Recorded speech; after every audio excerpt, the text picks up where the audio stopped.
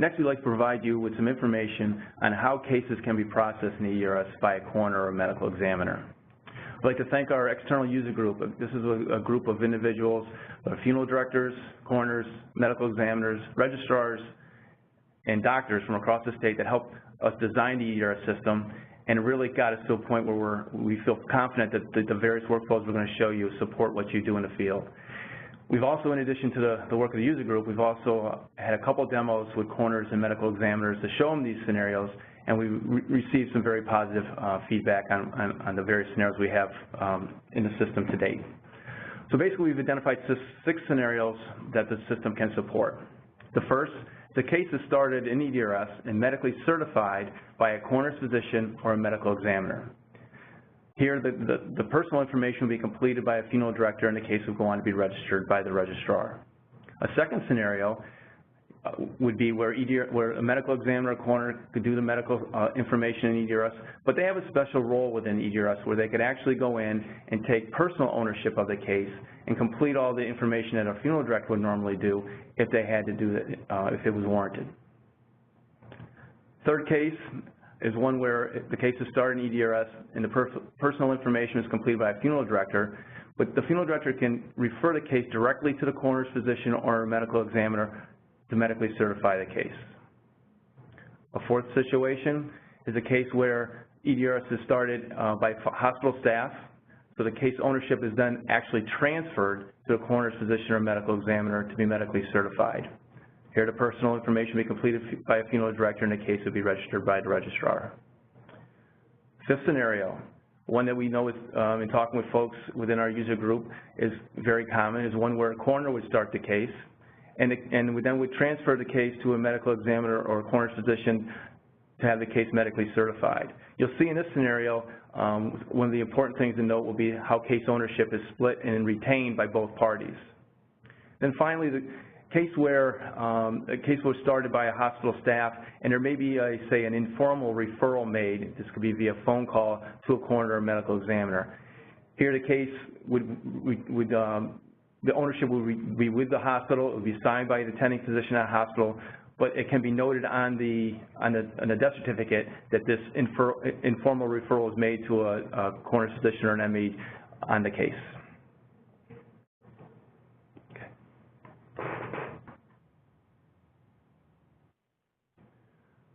Next, I'd like to give you a little bit more information on a couple of scenarios that were identified by our user group that are very common in practice in the field by coroners and medical examiners. So you should be able to see a case scenario here where a death certificate is started in EDRS by the hospital staff. It relates to case number 4, where ownership of that death certificate is going to be transferred to the coroner's physician or medical examiner to medically certify. We're only going to show you that part of it. The personal information that would be picked up by the funeral director and then it would be registered. One of the big things we want to stress in this scenario is an actual physical transfer of the case from that hospital to the coroner or medical examiner's office. Fact of the case, you see the cause of death, asphyxiation by drowning. The place of death, again, is happening at a hospital ER, and the manner of death is accident. So next we're going to move into show you a little bit of what EDRS is going to look like, and also talk a little bit about the health commerce system, or the acronym there, the HCS.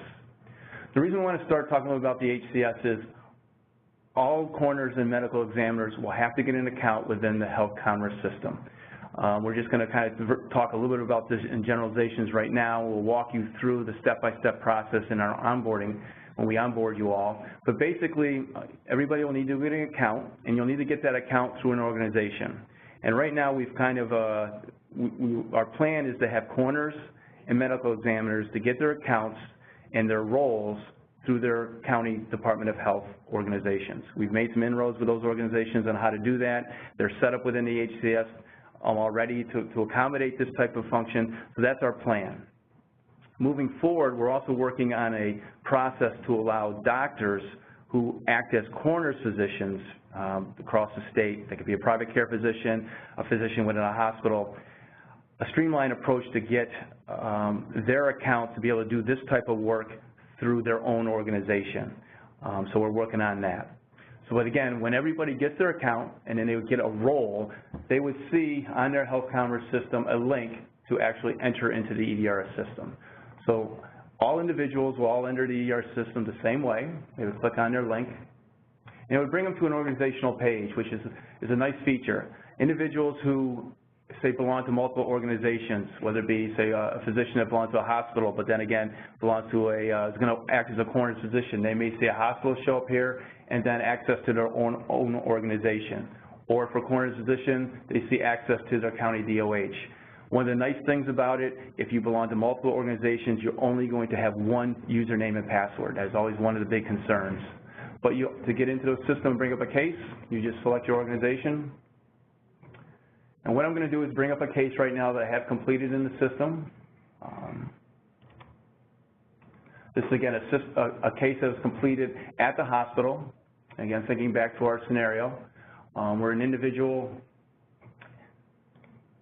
and again, all the actual how you do a lot of the information that's being entered in the system, how you validate things, will all be provided within a number of training opportunities that will provide you as we move forward with our onboarding of Coroners and MEs across the state. But you'll see here, you would have access to basically the bottom portion of the current death certificate related to medical information, information around the pronouncements, the dates and so forth, the manner of death.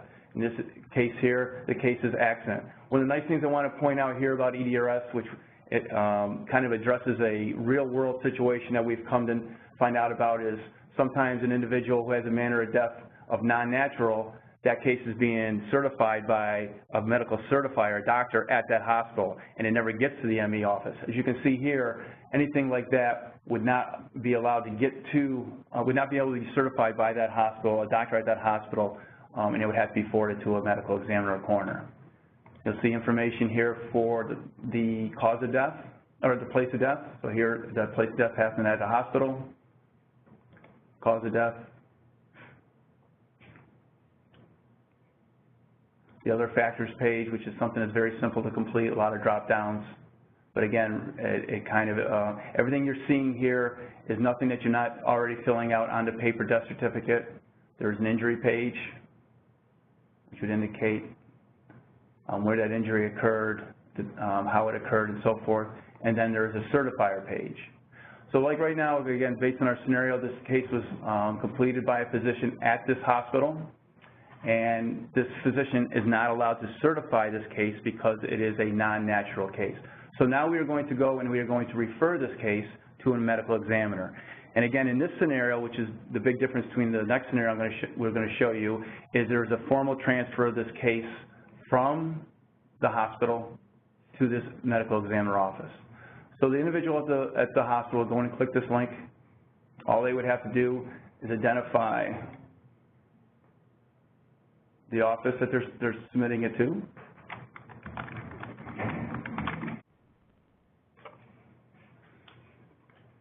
So at this juncture, we've located our office that we're going to be referring this case to, our medical examiner office referring the case to. That you just simply select it. Next, they'd have to go in and identify who the medical examiner will be.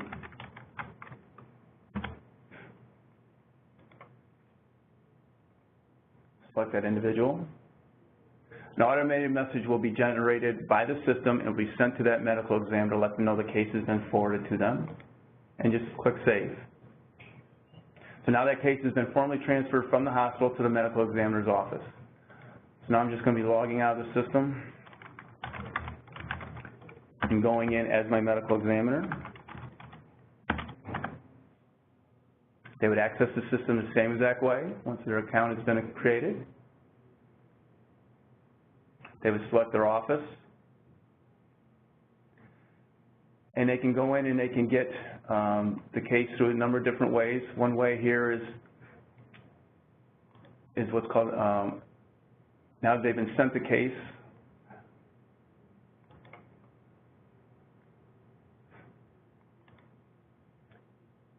they can go in and find the case through the queues. And really all they will need to do at this juncture is to go in and they will have to basically, they have the option to be able to accept the case or decline the case. or put in a pending, or take control of the case. So in order to accept it, we just select it. If they know the case number, they can identify it at this juncture, and now a message will be sent back to that hospital letting them know that the case has been accepted. Once they've done this process, they will now have access to the case. And now one of the things you'll note is the certifier's name here has changed from the physician at that hospital to the medical examiner. The only thing the medical examiner would need to do here is to change the type of the certifier type.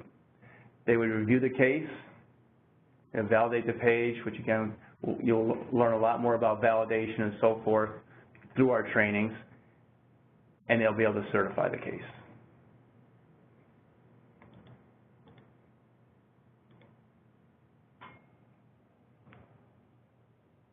Now that case has been medically certified. So in terms of what does that case look like in terms of a death certificate?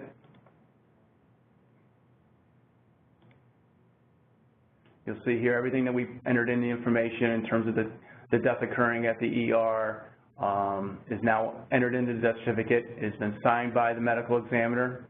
The certifier type indicates medical examiner. It's electronically signed by that individual, and then all the information that we saw earlier has been put in the death certificate. So at this juncture, the case can be picked up by a funeral director. They would complete the top part of the case, and then the case will electronically be submitted to the registrar. The next scenario we want to show you, which is on your screen, scenario number 5, is one in which death certificate is started in EDRS and signed by a coroner. And then that case is transferred to a medical examiner, a coroner's physician, to be medically certified.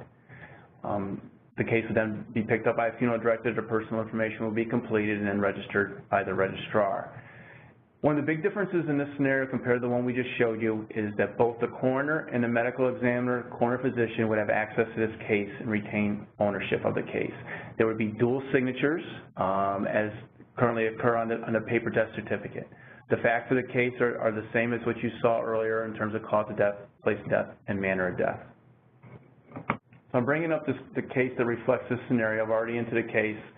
Here, this case was started by a coroner in a coroner's office. We pretty much have filled in all the same information that you saw in the previous scenario, where as it being an accident, the place of death occurred at this, the person died in ER at this various hospital. The big difference here is you'll see the certifier in this case is a coroner, and the information related to who that coroner is. So what will happen at this juncture once the case is completed and the coroners has completed all their information, they'll get a specific certify link that they can push and certify the case. It will produce, and you'll see it on the print forms once we get to the end, their name and the date that they actually certified the case. Now they can do that at this juncture before it's transferred to be medically certified by either the medical examiner or the coroner physician, or they can leave it as it is and not certify it, because we've learned a workflow, the way the work is conducted in various jurisdictions across the state varies. So we've designed flexibility within the system that if the case should be medically certified first by the medical examiner or coroner physician and then certified later by a coroner, the system will allow you to do that. But here in this scenario, I'm going to go ahead and I'm going to certify the case as my coroner.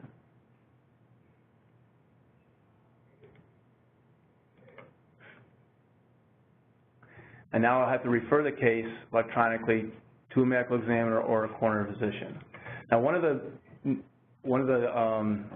advantages of this referral option, mechanically it's the same as what you saw earlier, but this allows both parties to retain ownership, and that's the one thing we want to stress compared to what we showed you earlier. So that coroner's office will continue to have ownership of the case, and so will the medical certifier that we're going to be referring the case to at this point in time. So again, very similar. You would go in, you would identify who's getting the case,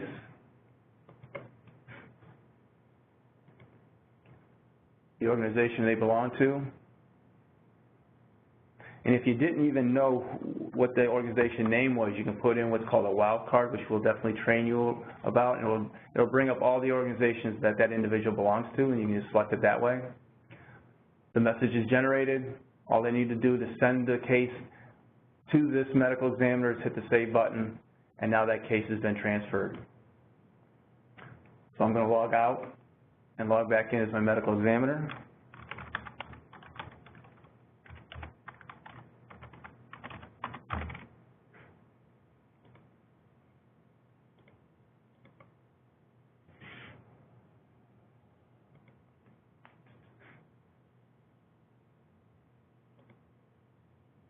There we go in, locate the case.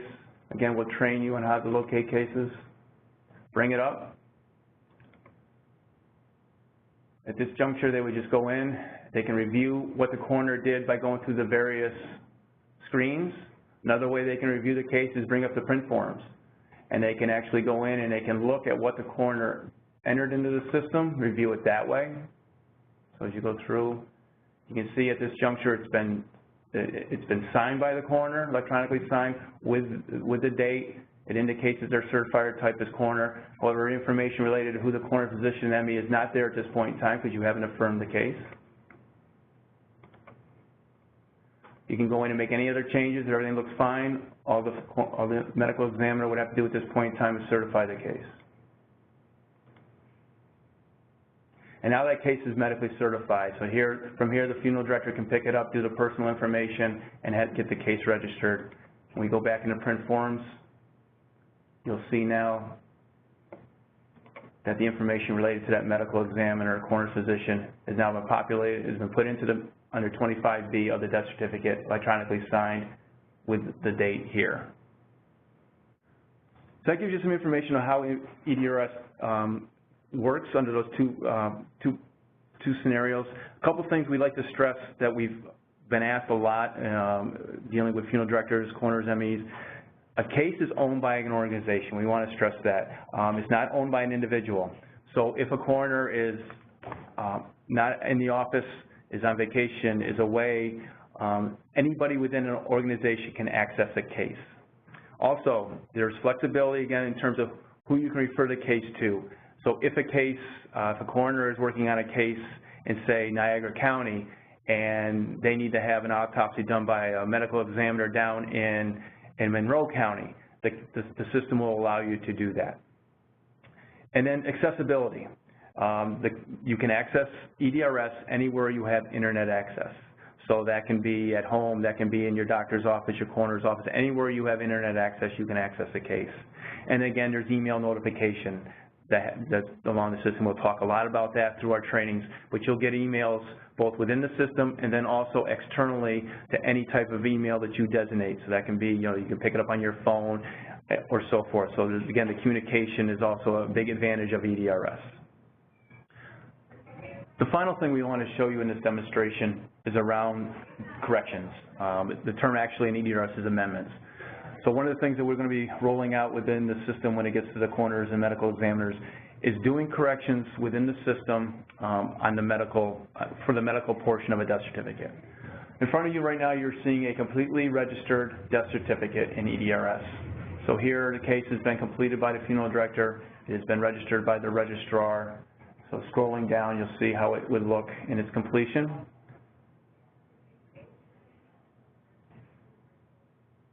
This is a medical examiner case.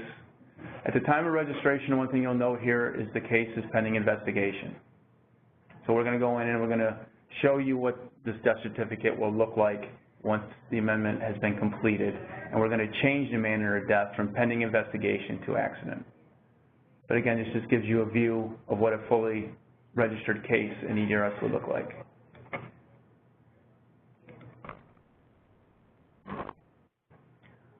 Gone ahead and processed the amendment to change the manner of death to pending investigation and finalize it. What you're seeing now is the updated death certificate after that amendment has been completed. So you'll see here the change has been made. And one of the really nice things, again, for a family, certainly we've learned through our work with coroners and the medical examiners, is certainly in cases where when a case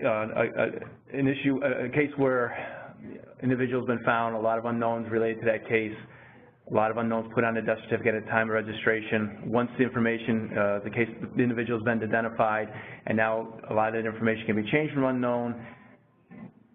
the process for doing that currently is interlineation, which again, in terms of the family, they're getting a death certificate that has the interlineation showing on that final death certificate.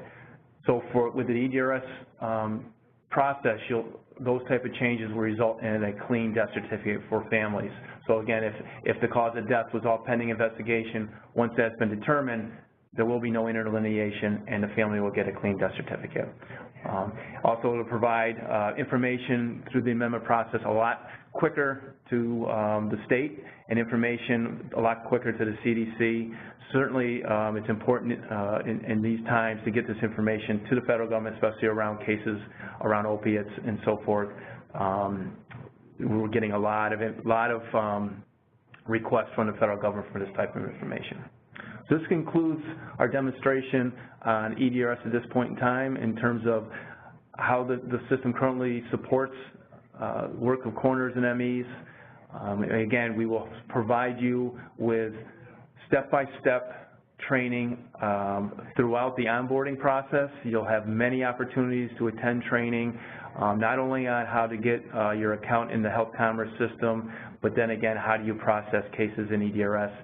So this will be training that will be web-based. There'll be a lot of information available to you on our website. And again, it'll be ongoing. And again, this will be rolled out to you way in advance of any type of go-live date within your region. Thank you.